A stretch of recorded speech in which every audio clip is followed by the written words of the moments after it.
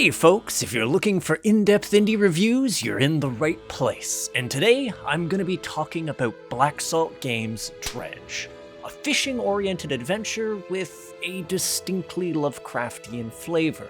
But that does beg the question, was this a fishing trip worth taking, or did it simply manage to dredge up bad memories?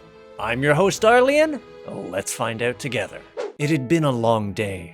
The call of the gulls had grown quiet, giving way to the first glimpse of dusk-tinged evening.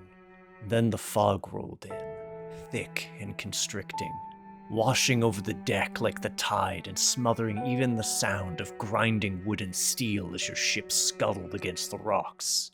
It was only through Providence that you washed ashore upon an inhabited isle. Greater Marrow, the mayor said. And it wasn't just the name of the town he provided either. A new boat, a fresh lease on the sea, provided you could help feed the town. And yet, there's something strange in the waters. Queer things wriggle just beneath the surface, a strange corruption that seems to linger. Just like the fog which comes night after night to blanket the isles in a sinister silence. Still, there are those who have answers if you're willing to help, though it may dredge up things best left in the deep. And I'll admit, the premise definitely had me hooked. That said, what really reeled me in was the execution of its narrative. See, the game is more than happy to let you bask in the mysteries at its heart and to soak them in at your own pace. Seriously, there is literally nothing stopping you from simply leaving the port the moment the mayor fills you in on the situation and tosses the boat keys into your grubby grasp, so you can go off and do a good day's work of fishing. That said, this is deceptively relaxing because at some point, even if you're trying to ignore it, the wrongness of the situation will creep up on you. Maybe time will slip between your fingers and evening will fall as you're out to sea, introducing you to the horrors lurking in the broom.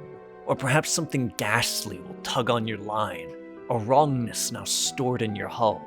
Whatever the case, engaging with it becomes an inevitability of sorts. A baited line that sets you on a collision course with the other strands of lore threaded throughout the Isles. At every port there are NPCs to talk to, some of which need help, but all of which have things to say which help to flesh out the troubled history of the Marrows.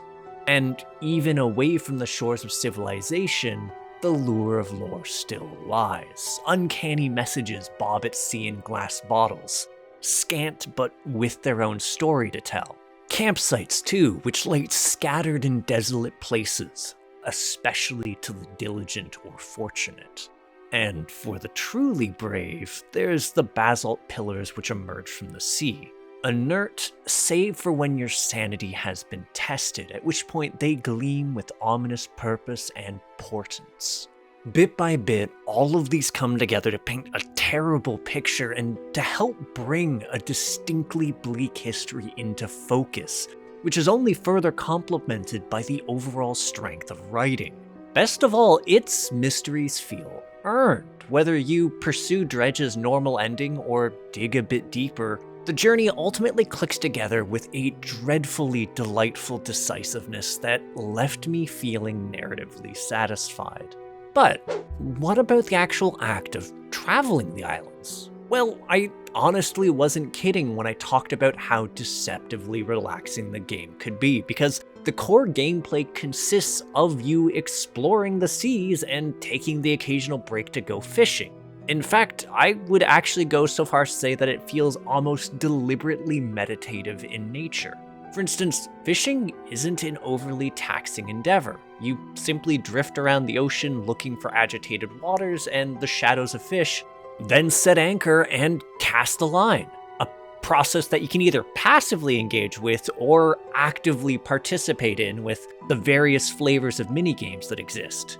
A minigame which also serves as your means of getting extra large trophy variants if you're looking for bigger paydays. Admittedly, the dredging minigame isn't quite as forgiving as it does require some degree of interaction in order to succeed, at least by default, but even that can be adjusted in the accessibility options. That said, as kind as all these elements are, there are some extra considerations you need to make.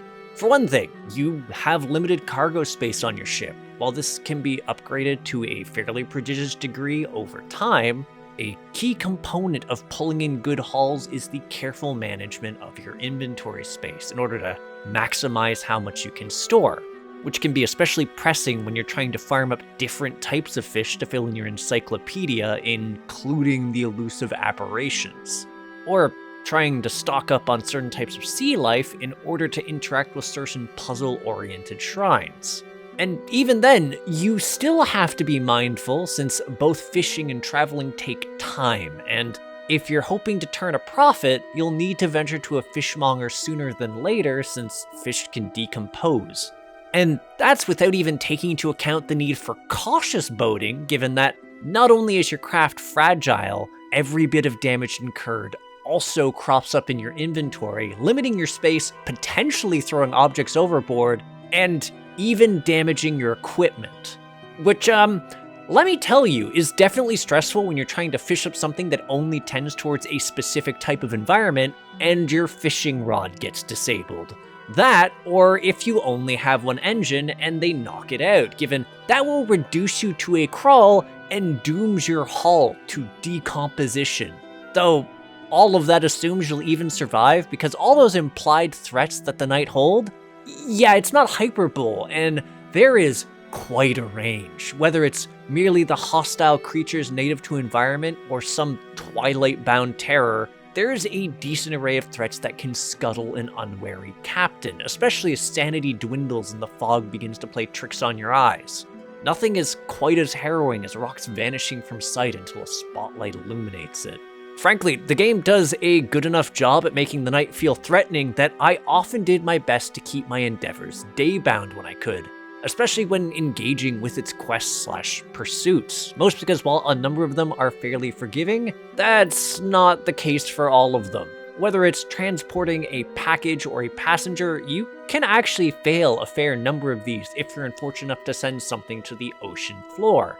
And while it still counts as a completion for the sake of achievements, that will cause you to miss out on little bits of story and some potentially useful rewards, like the skill books granted by a number of pursuits which provide passive bonuses like insanity resistance or more max speed.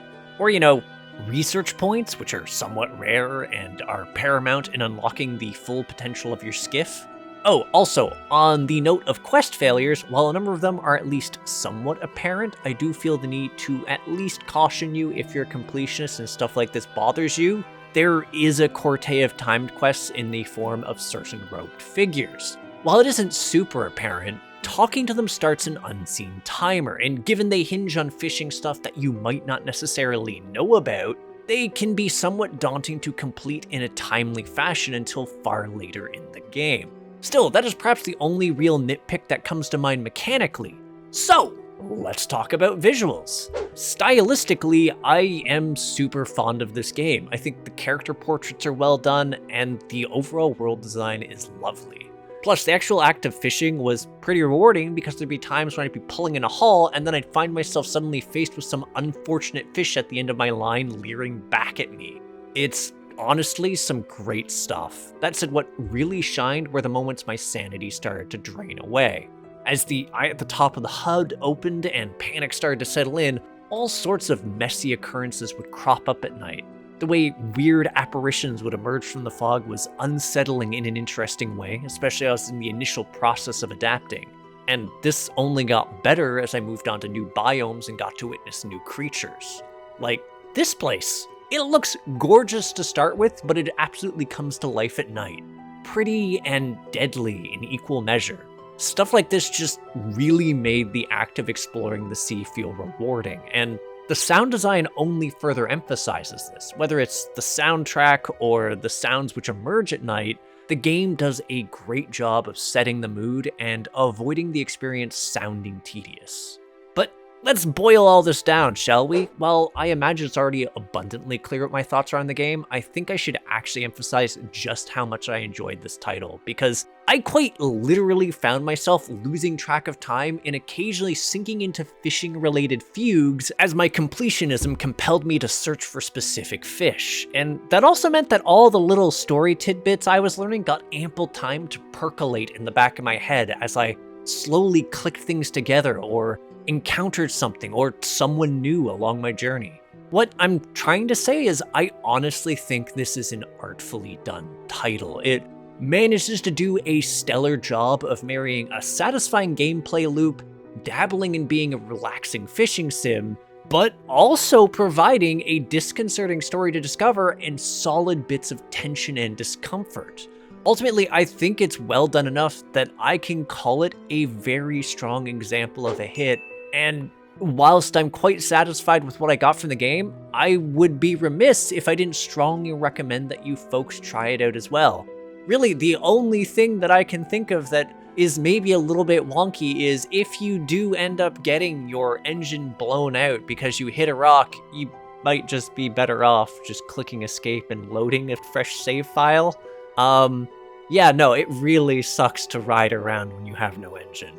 Anywho, thanks for tuning in. If you agree, disagree, or just have something to say to me, feel free to comment. And if you enjoy my efforts to create new indie reviews, interviews, and gaming content, hit the subscribe button and the bell. For the Discord savvy folks, there's a link to my community, the Crit Hit Cauldron, in the video description. And to my Patreons, you can support me and the other members of Crit Hit. I've actually been posting some of my reviews even weeks earlier than they actually show up on the channel, so that's a benefit. There's also my Twitch. If you want to see me get dunked on in indie games live, I will probably end up posting some stuff there sort of soonish when I have more time on my hands. That said, I'll catch you on the next episode of Crit Hit. Take care till then, folks.